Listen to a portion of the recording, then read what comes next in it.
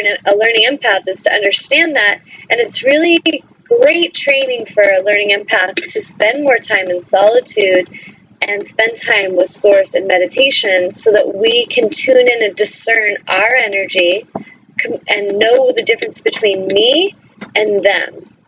And even when I've taught children's yoga classes, I'll talk with the smallest children and explain that when they're on their mats, that's me time. This is where I can come and I can be safe and I can be quiet on my yoga mat by myself. And then when we get up and we're playing yoga games, they're having together time. And it's really important to teach this, I feel, to children very young, because so many, I feel the issue I've observed is when they get in the middle school, high school age, there is such a desperate need to belong that they totally forget about the me alone time. And a lot of these children just get kind of lost in the energy out there. And they all just kind of feed off each other, but they're all totally insecure and not feeling safe or centered.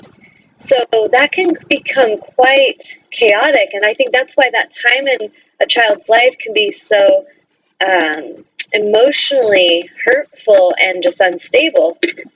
But if we as parents are in our alignment and we can encourage our children to come into that place, we can encourage them to see the value of when they have solitude, they have quiet time, and maybe go for a walk when they're angry. Go for a walk and just shake it off, or go take a boxing class and punch that bag and let that emotion and energy out of you. It's really important that we find ways to release the energy. And if an empathic human is taking it on and doesn't know how to release it and just keeps taking it on and doesn't give themselves solitude and time to kind of release, they will become like a ticking time bomb. And it's like a volcano. It's just building and building in pressure until it explodes.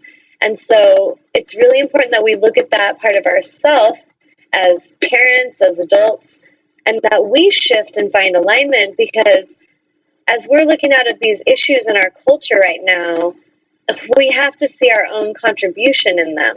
And if we're not doing our own healing work, if we're not healing and coming into a place of alignment, then why do we expect that to ever change? A parent that lies and has no integrity and has no alignment, does not give any self-care or nurturing time, feels insecure and pinched off from Source, cannot teach and help and assist a child into a path of alignment. And honestly, I've sensed a lot of times the children coming in, especially nowadays, the children coming in are very high vibrational conscious beings. Many indigos and crystal children and star children coming in right now with intelligence. They're not wired to conform. They're not wired to take on all this energy. They're angry. They start having rebellion issues. They start having drug problems and things where they start abusing themselves. And these are things that as a society we need to address, and we need to start in the home, individually healing ourselves, coming into our own alignment, and then making sure that we're encouraging our children in a healthy direction. We're honoring them, we're listening to them, we're connecting from our hearts with them and really feeling them instead of just controlling them and thinking they're little puppets in our movie that we're supposed to tell what to do all the time. I've seen this too much, and these children that are going through that, they're suffering greatly, and the humans, the adults that are raising them are suffering greatly. That suffering is not going to change on our planet until it's addressed internally. So right now, if you're a parent and you know that there's times where you're in that place with your child and you're not connecting from the heart and you're not having integrity, you're not being true to yourself, you're not honoring your need for alone time, you're not taking care of yourself, and then you're angry and you're projecting and lashing out at your children and trying to control them and manipulate them, really be honest with yourself and get the help for yourself. Shift and do your internal work. Call me as an intuitive healer to assist you. Call a therapist to go and talk to. Find someone that you vibrationally feel connected to and do your work. Because if we don't do our healing work, we are contributing to the generations of issues and violence and chaos that will come in a wave, because that energy that we aren't wanting to deal with and that we're putting out is rippling out across the planet. So I just wanted to kind of bring awareness on that and how important it is that we really find our balance and that we really care for these children and honor them and listen to them, because some of these children are coming to you as parents. They're coming to you to help you. They're coming to you to challenge you. And if you don't like them challenging you when you're lying or you're stealing and they're telling you, hey, that's not the best choice, Mom, and then Mom wants to punish or lash out for that light being shown on her, that's where the shifts need to happen, is that child has come to help you. And a lot of these children are very empathic souls. They're very intelligent. They can sense when you're full of crap. They can sense, if you're worth following and listening to.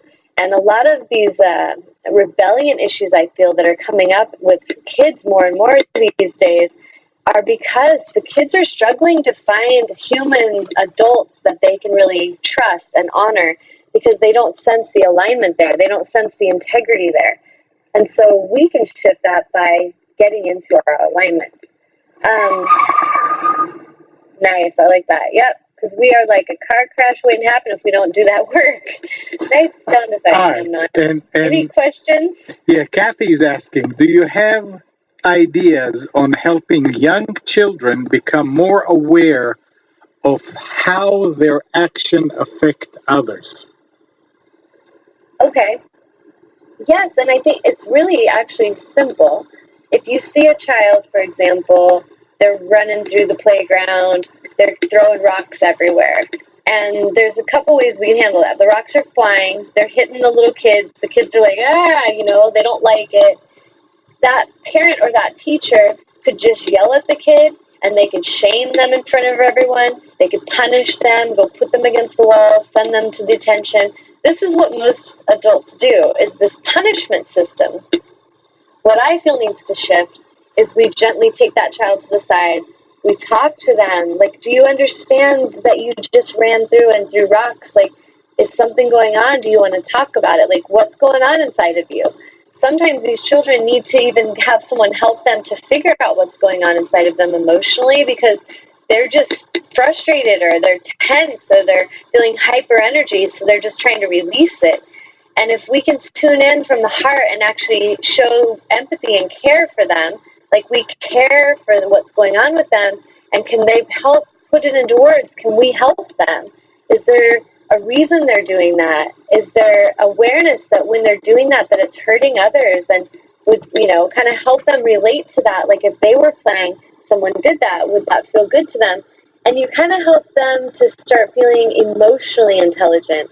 There's some humans, I feel most of us are kind of pushing this need for intellectual intelligence, like just the brain activity of intelligence, like getting good grades and being smarter, and it's ego driven. It's just like be better. But there's a huge gap and missing energy of the emotional intelligence, that emotional sensitivity. And so I feel the earlier you start with children, the better. When your child's like 2 years old and they go and hit their friend because they want their toy, an amazing opportunity to explain to them emotionally what's, the aligned direction, and to also relate to them empathically and feel them of I know you feel frustrated that your friend took your toy. Like relate to them with that heartfelt emotion, but then guide them in the direction to help them to choose higher choices next time that do not create harm and chaos. But really, as adults, we need to stop shaming children. We need to stop shaming and punishing them. And next week, I'm going to be interviewing Carolyn. I'm going to probably ruin her last name, but I think it's Gervais, and we'll find out how you pronounce it. But I just chatted with her today, and she wrote a book called I Dreamed I Was Human. And next week, I'm going to interview her, and her and I were chatting about this, and we both have very similar stories. It was really fun to talk with her and just read her book, because so much of what's driven me to write the book I'm writing and what's driven her to write the book she's written is this energy of life experience that we went through, and being empathic and feeling we were weird and we're just the weird misfit kid, and we felt everything, and we really struggled following society. We really struggled following and honoring adults that had no alignment. Like that, for me, is really, really difficult for me to follow anyone if they don't seem like if I can't feel that they're in alignment and that they truly know what they're talking about, I cannot just blindly follow them. And I never could, even as a child. And her and I were talking about, the more that these children are shamed and punished, the more that this energy happens, it's really creating more and more disruption, and it's never going to help them. In essence, the clients that I see now are the children that were shamed in the past generation.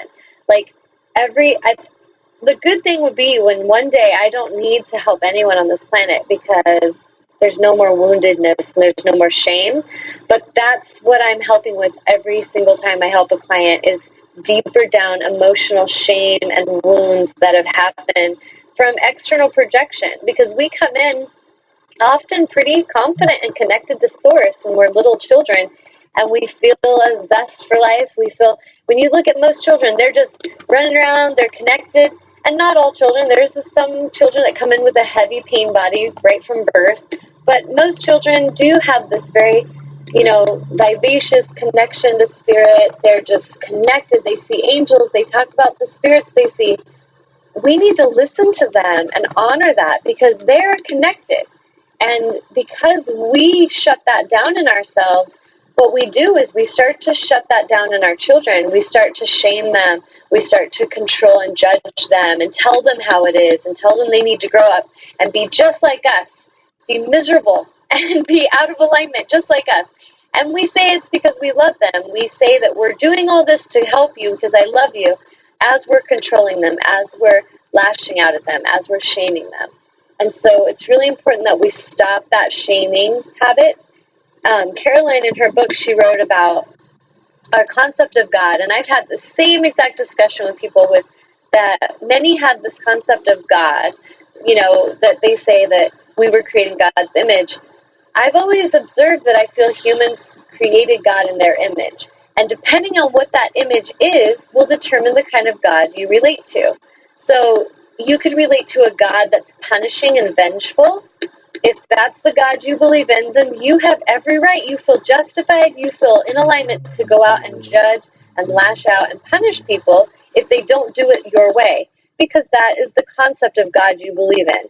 If you feel that God is an unconditionally loving God and that Source loves you and supports you and wants good for you and will always forgive if you're out of alignment and help nudge you back in, you're going to have an experience and you're going to treat others in the way that, I know that you made a mistake. I forgive you. I thank you for saying you're sorry. I'm glad you're back in the land of alignment. Let's go and have some fun. And so you get over it, you shake it off. Most children, when they come in, are in that energy. They forgive pretty quickly. 1 minute they're angry and they're throwing sand at their friend because they didn't give them the toy. And a few minutes later they're playing, laughing, giggling, running through the playground. Adults have lost that connection and that ability to just shake things off and come back into alignment.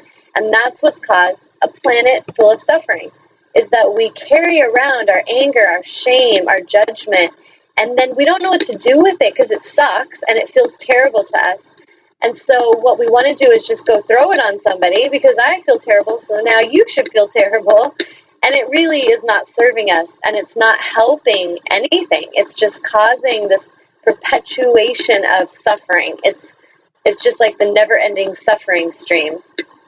So basically, I hope that answers that question, that we can help them young. Ron has a comment, and then he's got a question. He says, and about this, he says, so the adult pulls the child aside.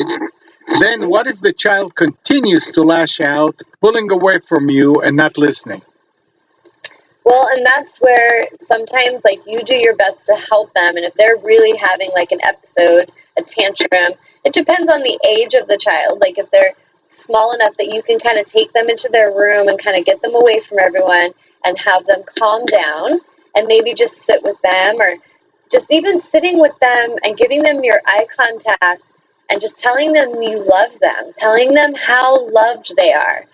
Because what happens is I feel the opposite is what I observe is a lot of humans are more like, you're a bad kid, you're bad.